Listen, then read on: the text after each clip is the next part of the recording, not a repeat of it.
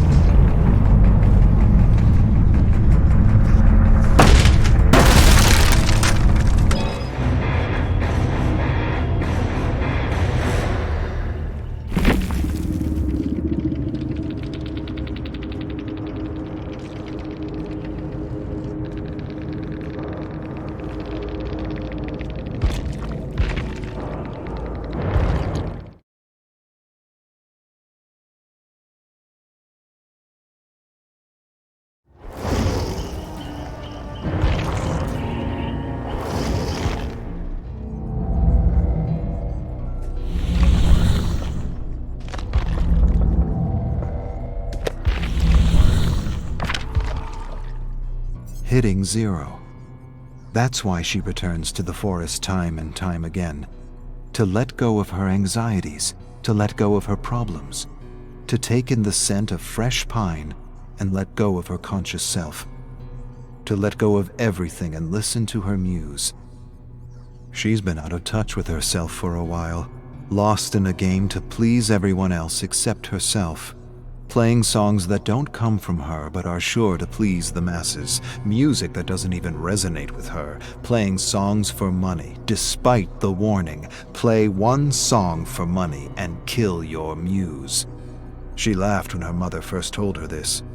It seemed like a ridiculous thing to say. Her muse didn't seem to be going anywhere. She was hearing more songs in her head than she could play in a lifetime. Now, she's not laughing anymore. She's never felt so false and uninspired in her life, and more than ever she wants to reconnect with her music, her muse, herself. She closes her eyes and peels away the layers until her mind is empty and open to the great unknown. Kate strums her guitar freely, but nothing's coming to her.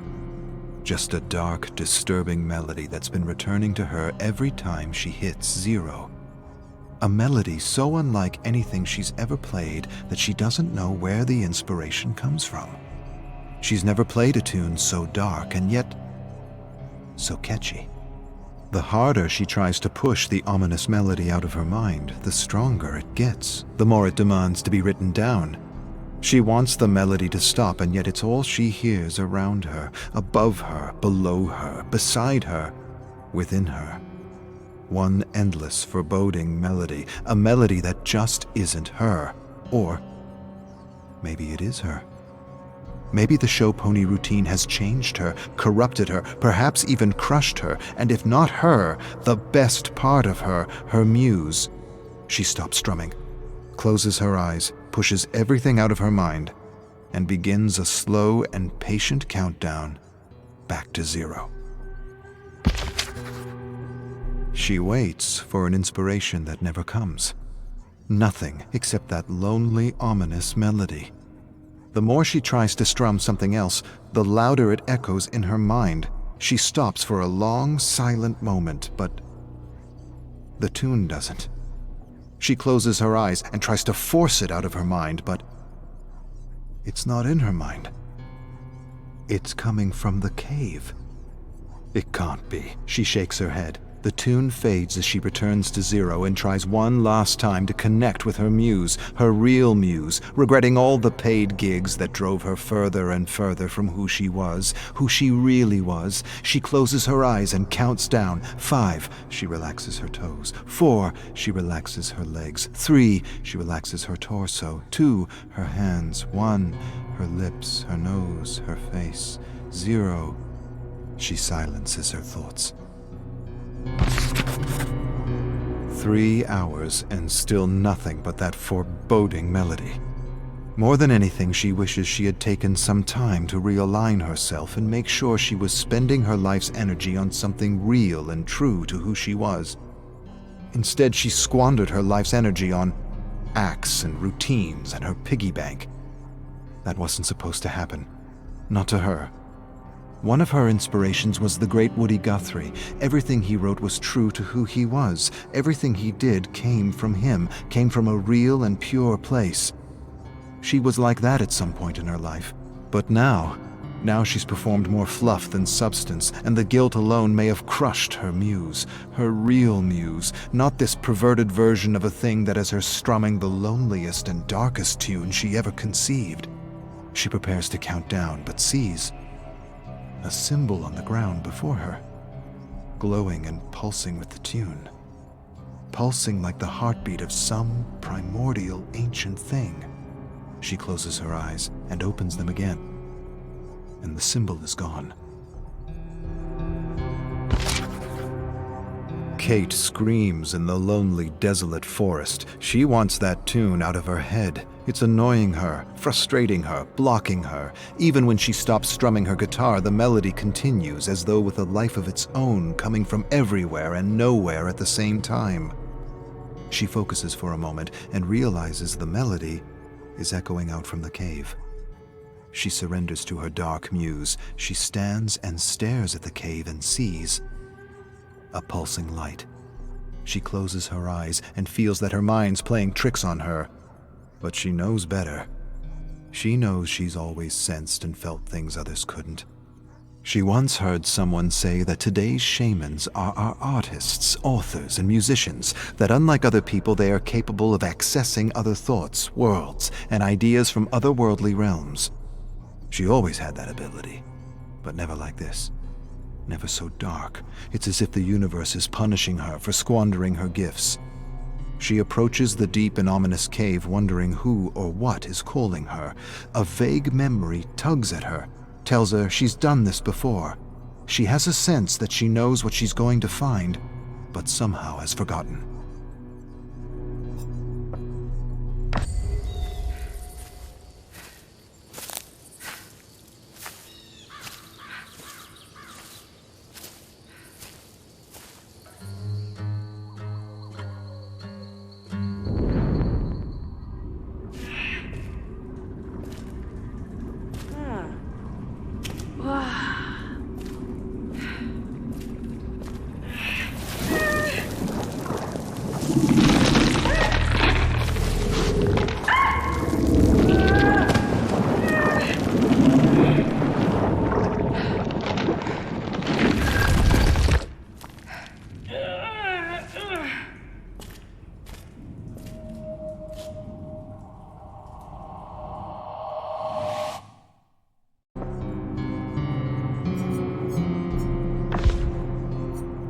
Dawn bleeds across the craters and trenches and into the devastated forest.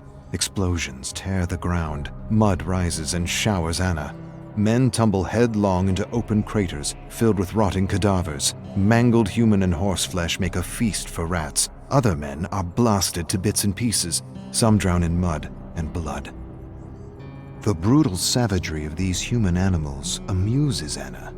She's never been so entertained. They are worse than hungry wolves fighting over a carcass. Some speak words she understands. Others speak words foreign to her ears. A pathetic scream like nothing she's heard suddenly startles her. She follows the source of the sound into the decimated forest, where she sees a small canvas tent and Russian soldiers guarding foreign prisoners. She watches them all evening. She watches horrified when they execute one of the horses for dinner. So much meat wasted due to sloppy butchery. After dinner, the Russians grab one of their foreign prisoners and crush his head with a shovel to pass the time. They laugh and make jokes. She watches them in the shadows and laughs silently. Not with them, at them. A shovel is clunky, the blows are awkward, the death messy. These men are neither fish nor meat. Her mother taught her better. She was going to search for another pack of human animals, but something catches her eye. Something that reminds her of her father. Something perfect for her little Bushka. A gift. Anna hides in the shadows and fixes her gaze on the gift. The Russian soldier carves the gift as he guards and swears at foreign prisoners in the shredded canvas tent. They kill and torture each other because they cannot talk to one another. She remembers a book her mother once had. She pointed to the pictures and called them soldiers. They were the ones who butchered her father. Soldiers tear each other apart for reasons her mother could never explain. She watches them and doesn't understand. She's not sure they do either. Maybe they like the hunt, the scent of fear, the bloodlust. She stares at the perfect gift and wants to give them a little war they'll never forget. But there are too many, and her mother suddenly appears before her with a smile and tells her little Anna she will need to thin the ranks. I can do that. I will show you, and I will show them where crawfish sleep. The Russian soldier does a peculiar thing to his prisoner. He ties him to a gnarled branch by his ankle and lights a fire a few inches under him. She scrunches her brow, confused. You kill the game before you roast it. But these soldiers enjoy his agony. She recognizes the yelling and shrieking foreigner. Just a few moons ago, he was torturing Russian prisoners in another tent. Just a few moons ago, he was the tormentor. The Russian holds the perfect gift in his hands while the prisoner shrieks and squeals like a pig. She smirks. It's kind of a funny cry. It is. It's amusing. The Russians make jokes and imitate the squealing cry. She fights down explosive laughter. It's the most ridiculous sound she's ever heard. The sound of an approaching soldier suddenly startles her. She wheels to see a glittering bayonet rushing her. She evades and grabs the pathetic scrawny man by the neck, curls her calloused fingers around his bulging apple, and yanks with devastating fury. With a choked gurgle, he collapses and lies dead on the ground with his throat torn out. She returns her attention to the laughing Russians and the squealing human swine. She smiles. They'll all be making similar sounds when she's through with them. 4 Russian soldiers lurk around the tent searching for their missing comrade. Anna stealthily tracks one soldier, inching closer and closer with every step. Poor pea-green mule. He has no sense these will be his last few breaths. She watches him for a long moment, then strategically steps on a twig. The crack makes him turn, but before he meets Anna's gaze, her axe splits his nose between the eyes, smashing his teeth and severing his tongue. She covers his bloody mouth with her hand as she rummages through his pockets for the perfect gift. Nothing. She raises her hand to let the choking, gurgling sounds lure the other 3.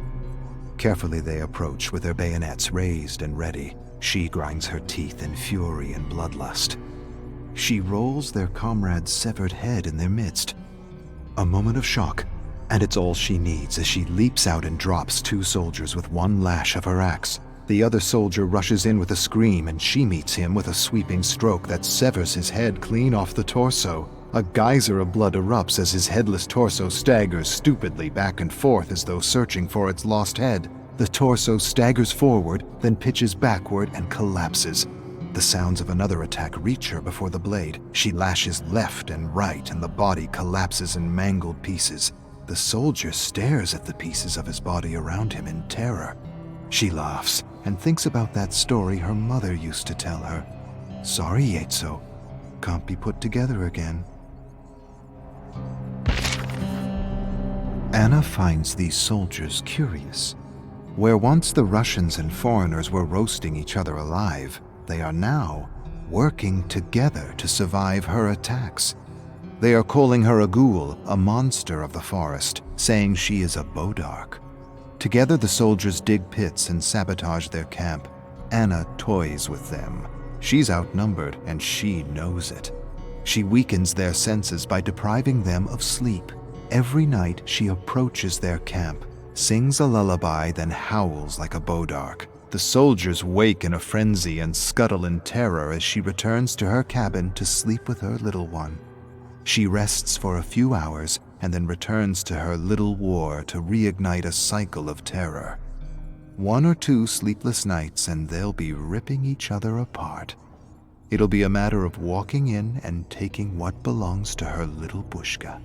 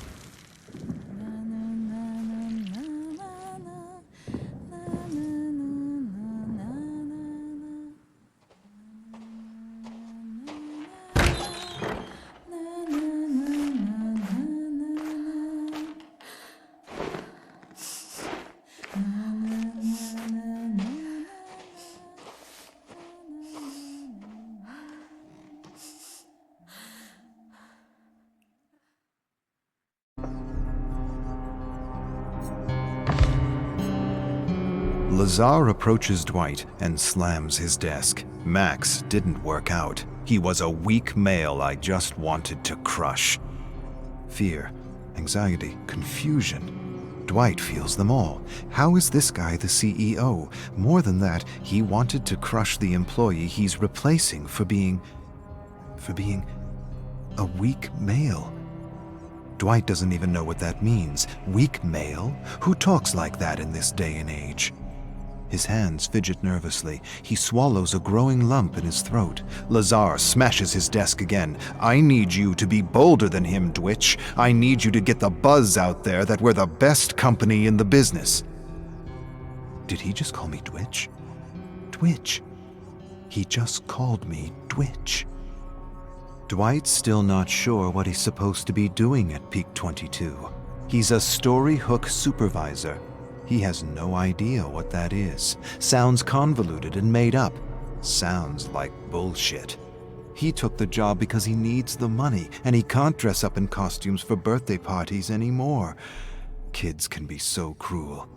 He's supposed to create fake profiles and write positive reviews about Lazar and his company. Lazar gives his desk another thump. Be a lion, Dwitch. Pounce on the internet. Pounce. Get the word out. Peak 22.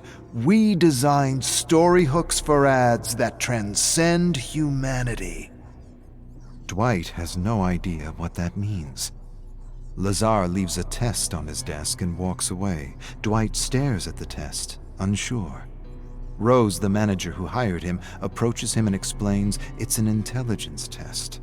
Lazar wants to make sure he's the smartest in his company. Best advice? Flunk it. Dwight smiles. Gotcha. Our thing is story hook advertising. Dwight cringes every time he hears story hook. Lazar's trying to be different just to be different. Most advertisements use stories to wrap a message in emotion. Just because you call it a story hook doesn't mean it's new, doesn't mean it's different. Story hook is a term used by high school English teachers. Rose laughs. Yes, but Lazar's an idiot, and he wants to feel like he created his own theory for his upcoming book. Dwight's eyes go wide. Book? What book? Rose laughs absurdly and explains. An autobiographic book, a guaranteed bestseller highlighting Lazar's new theory on creativity. But Lazar hasn't done anything yet. It's all smoke and mirrors. Rose laughs and corrects him. He's done one thing really well. He's burned through millions. Rose changes the subject and tells Dwight he needs to meet Lazar's ghostwriter for an interview. Make sure to shower praises about our naked emperor for his autobiography. Dwight approaches Rose. She isn't her usual jolly self. Dry tears line her cheek and her eyes are swollen. She tells him Lazar embarrassed her at a meeting when she refused to go along with his jokes at the expense of the sound designer's speech impediment. He humiliated her for not going along with his stuttering impression. Rose sighs and advises Dwight to record all meetings with the Naked Emperor, not just for legal reasons, but for the yearly roast. Dwight raises his eyebrows curiously. Yearly roast? What yearly roast? She tells him about a yearly gathering of ex-employees who get together to laugh at Lazar's stupidities. Dwight tilts his head. He's really confused. In his mind, Peak 22 just opened its doors. How long has Peak 22 existed? Rose calculates on her hands.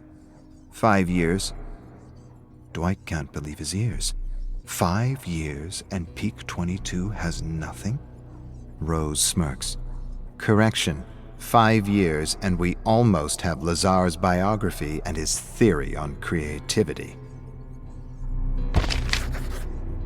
Dwight showers Lazar with online praise using fake profiles. It's the coziest job he's ever had. As he prepares to create another false profile, he suddenly hears shouts coming from Lazar's office. He freezes as Lazar verbally assaults the Peak 22 lawyer.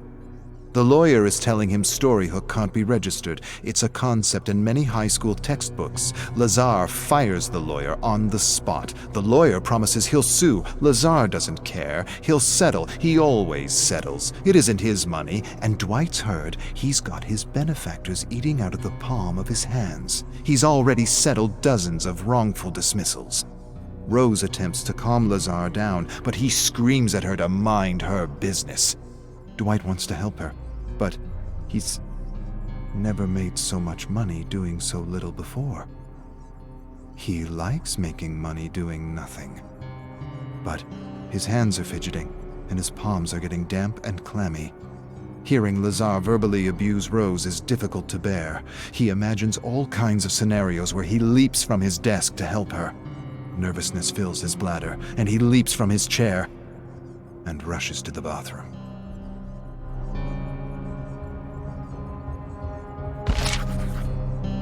The Brilliant Mind, Inc. Lazar announces the title of his autobiography to the entire office. It feels like a joke, a bad joke, but it's not, and the studio is trying not to laugh at the naked emperor. Lazar hasn't done anything in the 5 years since he convinced a bunch of millionaires in his storyhook revolution. He doesn't even have one successful advertising campaign. They had a few clients in the beginning, but Lazar wanted to write and direct the commercials himself and made a mess of everything. Dwight suppresses a laugh. Rose claps when Lazar concludes his presentation. Amazing, paradigm-changing. How gracious of you to share the secrets of your success with the world. Everyone gets her sarcasm except Lazar. That's the thing about narcissists. They believe their own press release. Lazar turns his attention to Dwight. Dwitch, what do you think? Dwight suddenly feels the blood drain from his face. He echoes Rose. Amazing, paradigm-changing. How gracious of you to share the secrets of your success with the world. Lazar smiles. It's not about ego, Dwitch. It's about community and selflessness. Lazar screams at Rose because she can't find a publisher for The Brilliant Mind, Inc.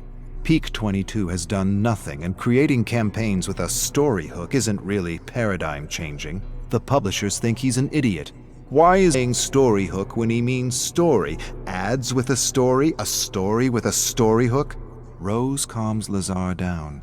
She suggests that they should self-publish. The idea silences Lazar. You're right.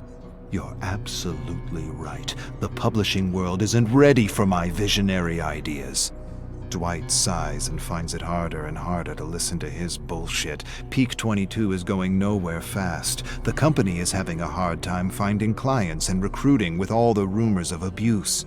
Lazar announces he has a solution for recruitment. He'll write a story hook recruitment campaign to attract the best employees. Hundreds will apply, thousands. Dwight doesn't understand. For what? Dwight still isn't sure if Peak 22 does anything other than enable a narcissist to do whatever he wants to whomever he wants. Lazar is spreading rumors about Rose. Dwight consoles her, but she's inconsolable. She says it's a pattern, his pattern. He discredits, destroys, and demolishes an employee before he fires them. He spreads the rumor he later uses to fire the person. Dwight says she's exaggerating. Rose shakes her head. Lazar's in trouble. He just spent more money on a 1-minute ad campaign for Peak 22 than a Hollywood blockbuster, and his investors want answers. He needs a fall girl, someone to blame for the mismanagement of company funds. Dwight doesn't understand. She explains that Lazar's already left a trail of blood in his wake. The last 3 women in her position were all promoted and fired for Lazar's excesses and stupidities. Lazar has an upcoming meeting with his investors. She will be this year's patsy. Dwight gives her a skeptical look. She shakes her head. You'll see. He spends the money. A woman takes the fall. That's Lazar's idea of equal opportunity. Dwight stares in disbelief as Lazar asks Rose to present the advantages of storyhook advertising at an all-hands meeting. He interrupts her on every slide in front of everyone, then cancels the meeting. He acts as though it's the first time he's seen Rose's deck. He announces Rose has no idea what a storyhook is. Everyone leaves the cafeteria feeling bad for her, grumbling that no one knows what he means by storyhook or how stupid he is for using a contrived term that just means story. Dwight doesn't understand because she validated every slide in her deck with Lazar. He heard them agree. Before Dwight can talk to her, she is fired and escorted out of Peak 22. Dwight watches his friend, a single mother, walk out. This year's patsy for Lazar's excesses. He siphons the investment money and his friend gets the boot. The whole meeting was a setup to discredit her in front of everyone. Lazar approaches Dwight. "Sorry, Dwitch. I know Rose was your manager, but I had to let her go. She wasn't aligned with our company values." Dwight stares at Lazar in mingled shock and horror. What values? He wants to scream at Lazar. He wants to grab his ears and rip them out of his narcissistic head. Instead, he nods and silently prays there is justice in the world. Dwight listens in disbelief to stories of Lazar. Real-life horror stories. Stories that defy reason for this day and age. It's a yearly ritual for those who have had the misfortune to work with Lazar. They've all gathered to watch the leaked Peak 22 recruitment video. Dozens of people, each wearing a white Peak 22 t-shirt with a ridiculous Lazar quote they scribbled on with marker. One of them worked with Lazar at a production company where he tried to produce a terrible web series he wrote. It's about an alien computer that takes over the world and controls its inhabitants with a matrix that simulates reality. No one told him he just pitched the premise of a major blockbuster film. She imitates Lazar selling his web series. It's different. It's unique. It's not horror. It's not sci-fi.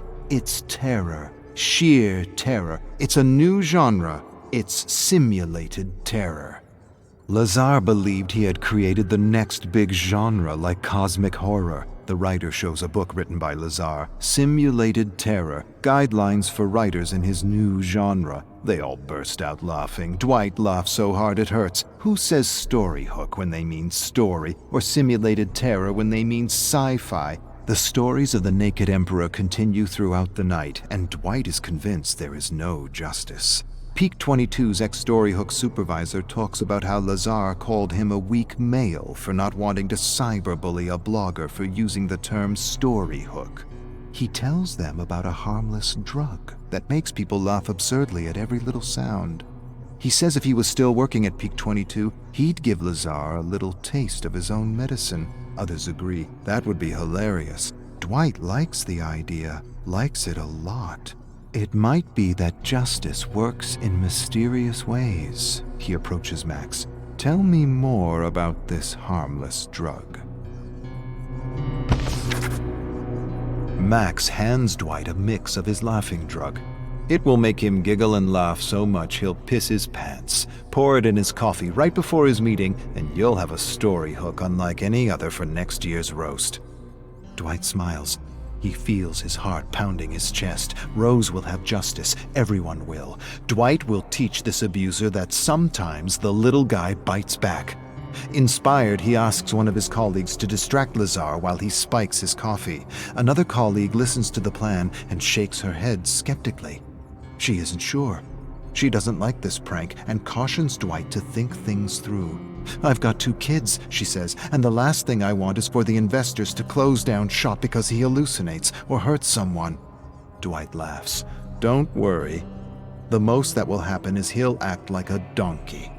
Dwight lifts his chin proudly and reassures her no one will get hurt. He places his hand on her shoulder and feels like the leader he always knew he's been. "Nothing bad will happen, or my name isn't Dwight."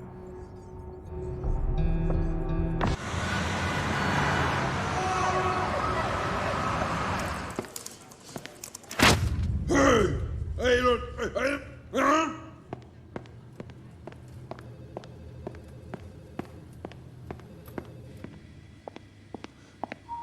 Hey, oh. Hey!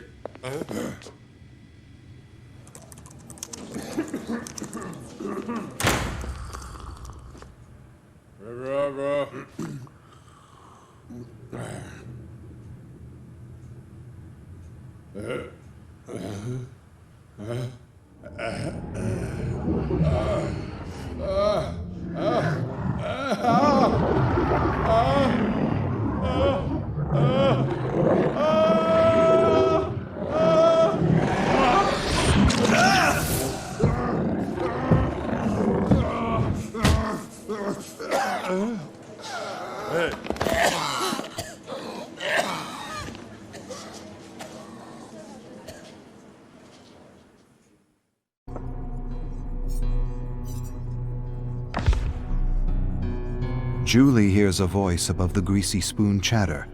"So, you an artist or something?" She turns to see Frank. "Artist? Hardly. I doodle to escape the banality of Ormond." He stares at her sketch. He seems to recognize himself standing in line for a hot chocolate. "That me?" She feels sudden warmth running up her neck. She already knows before he tells her that he's not from Ormond. He looks different, fun, free, rebellious. He sits beside her and offers to model for her with a laugh. They stare at each other for a long, stretching moment. She decides to invite this charming stranger to a party she's throwing at her house for a friend who just got fired. Joey can't seem to keep a job. With a laugh, he says, "Joey sounds normal. You know how much programming it takes to get a human being to accept the whole 8-hour-a-day routine?"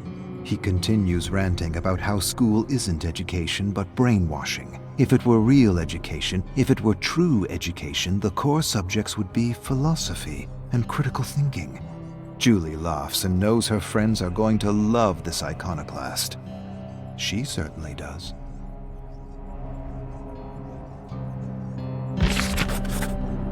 She didn't stop thinking about him since she first saw him. Now she hopes he shows up at her party. His rant stuck with her, and she spent a few hours researching how education was corrupted to meet the demands of the Industrial Revolution. Conveyor belt education for assembly line jobs. Nothing has changed for the last 100 years, only the products. Frank shows up with drugs and drinks, party treats. Julie introduces him to her best friends, Joey and Susie. They talk favorite foods, slasher movies, and killers all night. Julie amazes Frank with her profound knowledge of serial killers as she leads him to her bedroom and shows him her scrapbooks filled with pictures and clippings of famous murderers. Everyone leaves or passes out while Julie and Frank discuss murder and mayhem, trying to one-up each other with details and trivia. Julie wins with a story of the abandoned cabin where the soldiers of Mayhem hang out, plan, and wreak havoc on the unsuspecting sheep of Ormond. Frank laughs and calls bullshit on the story. No such thing as the soldiers of Mayhem. He read enough about Ormond to know that nothing of the sort happened at the resort cabin, nothing but bad business and bankruptcy. Julie laughs. This story, Frankie, happens in the future. She grabs a black felt marker and writes Soldiers of Mayhem on his white shirt. He smirks. "I like the idea, but I hate the name." Julie shrugs. "It's a work in progress." Julie feels alive with Frank. More than alive, complete. At first she thought he was an iconoclast rebel, but soon realized he just liked to argue and push buttons for fun. He thrilled as much as she did to smash beliefs and watch people unravel. Not just people, ugly people, he called them. It's the name he gave to those people who need to be right, who always need to be right. They were the easiest to push over the edge. Ormond was full of them, ugly people, entitled preps and politicians who would turn blue in the face if you challenged any of their beliefs. Julie hands Frank a ski mask. He gives her a curious look. "Tonight we all play a game. Whoever steals the most car emblems wins." Frank smirks. "Wins what?" She approaches Frank and whispers, "Whatever the winner wants." Frank quickly puts on his ski mask and rushes into the snow-covered streets of Ormond, searching for cars. More than love, more than passion, Julie feels Frank is her spiritual twin. She spent the whole night confiding her darkest desires to him, how she often wondered what it would be like to set fire to the entire town. Frank leans forward and tells her she can do anything she wants. She just has to know what she wants and build an image of herself doing what she wants in her mind. He continues to espouse some weed-induced theory about manipulating the world with thoughts and feelings.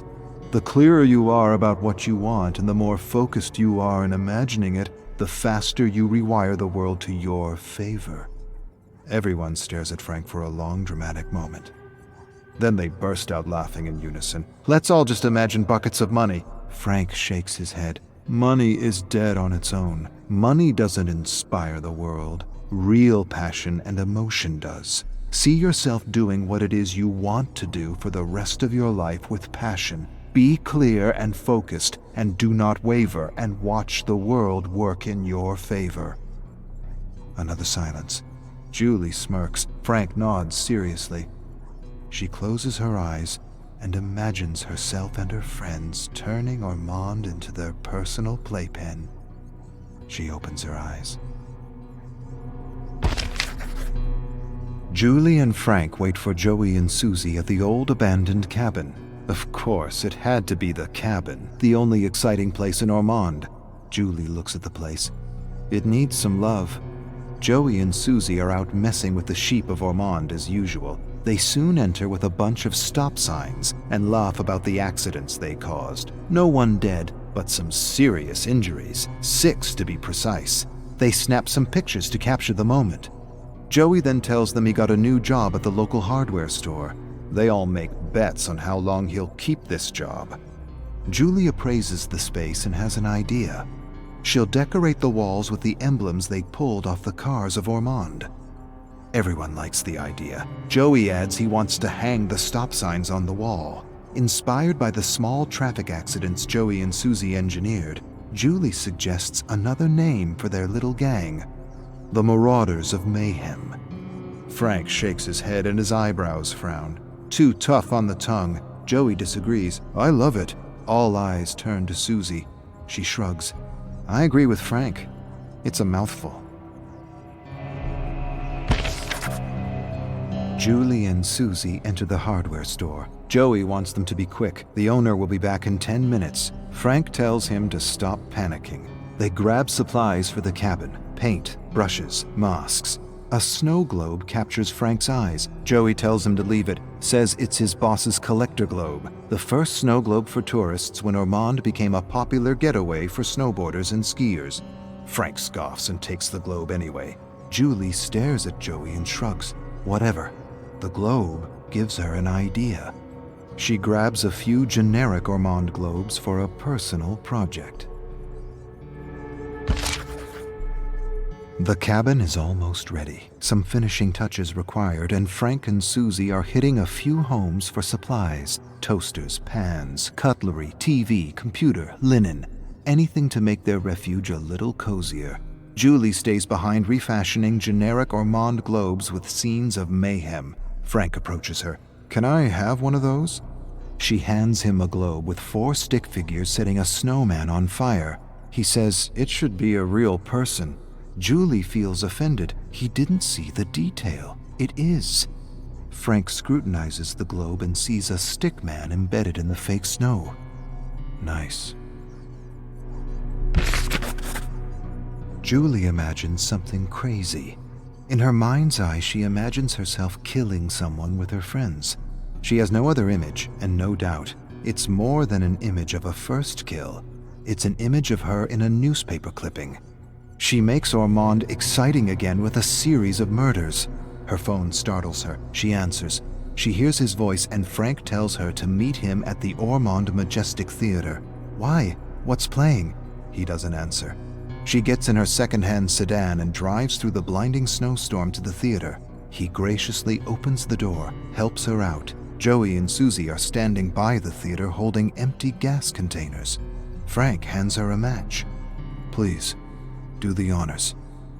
She strikes the match, watches the flame ignite strong, then it dwindles in the cold wind. Before it extinguishes, she flicks the burning match at the theater.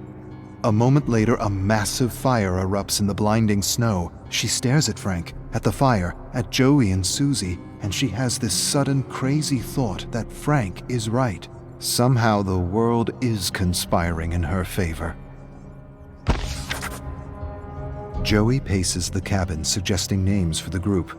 Susie thinks they need some kind of a costume, like superheroes. Julie laughs. We trying to be famous? Frank shrugs. Why not? Julie shrugs. No one ever got famous with petty theft and arson. Maybe we should do something real. Frank leans forward. What does that mean? Something real. Julie goes quiet for a moment. She's not sure what she's thinking, or if she's thinking at all, but she wants to feel the thrill she's read about in books. She wants to be more than common, more than ordinary, bigger than life. Frank smiles at her and asks if she thinks she could kill someone. She thinks for a moment. I could. Frank raises a skeptical eyebrow. After a moment, he says he probably couldn't really kill someone. Julie teases him. Not even for me? He shakes his head. Not even for you. And you? Would you kill for me? She echoes his bullshit answer. Never. He laughs and echoes her. Not even for me? Not even for you. Frank won the bet, and he's collecting. Joey didn't last a month at the new job. The owner accused him of stealing a chocolate bar, and now he paces the cabin hysterical. Of all the things, a chocolate bar he claims he never stole. The injustice of it all. Julie suggests payback. Let's break into the store, get some more supplies, set the whole place on fire to let Ormond feel the wrath of the Legion. Joey freezes when he hears the name.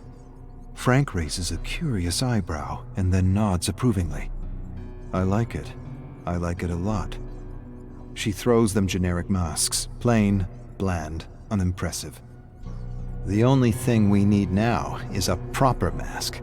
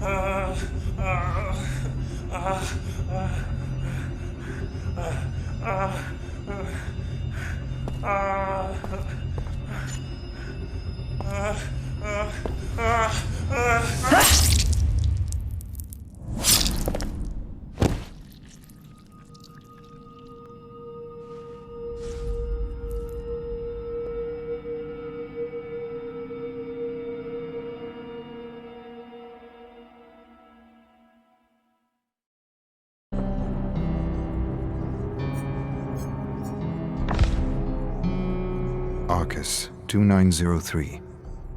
I rose early to experience a few deaths in the archives I recently captured from the Rift. I had some milk from Terra 728. I listened to a radio show from Terra 232, horror stories and tales of terror. I read a new version of Dante's Inferno from... I'm not sure where. I thought of home, had some whiskey, and slept for what felt like an eternity. Arcus, 437. I'm going to have a couple shots of whiskey from Terra 917, experience a few memories, then head to bed. The warmth of spirits from 917 has always had a way of lulling me away. While it is true this is a cruel fate, an even crueler fate would have been to have been imprisoned here without the Aurus, without the ability to manifest and create and enjoy. It feels strange, as this may seem as the nexus of creation, able to travel memories and cull from those memories without restraint. Helps pass the time. Definitely helps pass the time. Arcus, 8875. It's always entertaining to watch a survivor try to escape with a femoral artery lacerated. Some victims actually get quite far before shock and cardiac arrest overwhelm them. They fight and struggle for life as if death were final. Perhaps this is the reason the entity wipes the slate clean with every resurrection. The unwavering belief that death is real gives weight and gravitas to the trial, to the experience. Otherwise, survivors won't care, wouldn't run, wouldn't feel. The fear of death is the pulse of life, and believing death is real gives emotion to the experience. It, in other words, feeds the entity. Arcus, 1118. There's nothing like silence to drive you mad. I stared out into the endless ocean of black fog surrounding me and quickly realized how incredibly small and insignificant we are.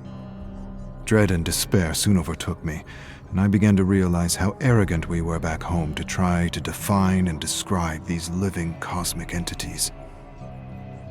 We thought we had figured most out. We barely scratched the surface.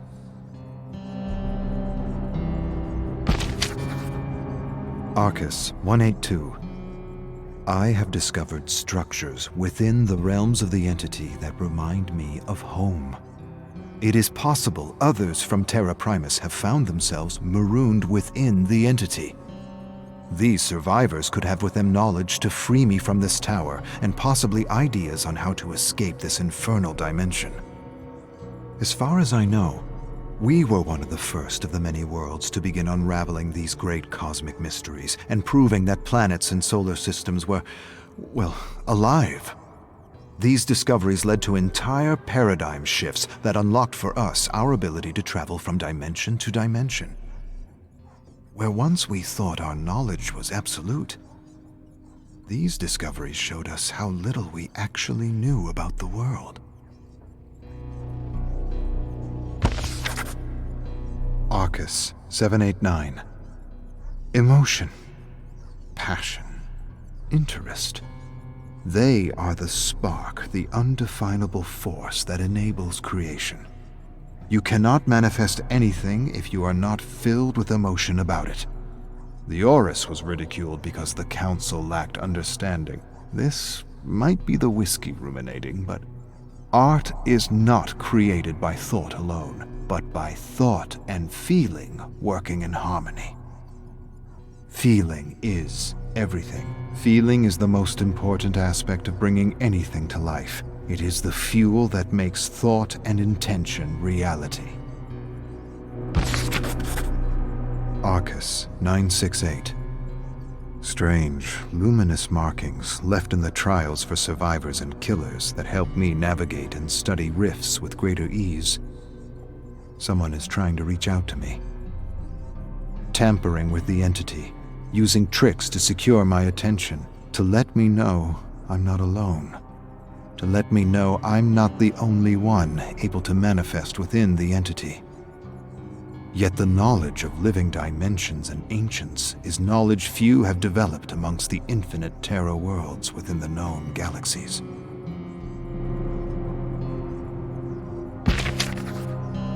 Arcus 571. Gut-wrenching shrieks echoing through the fog disturbed my sleep.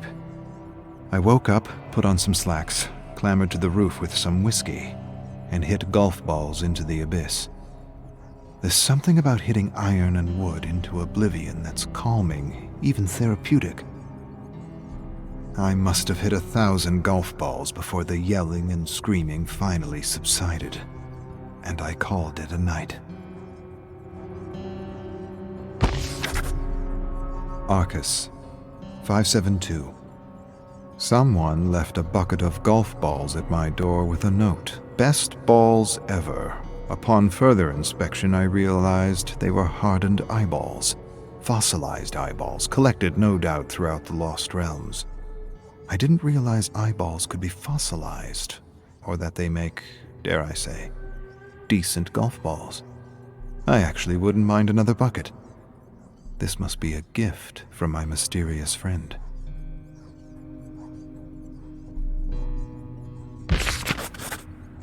Arcus 7294. I woke up soaked in blood, with no recollection of what transpired the night before. The blood dripped off my nose and chin.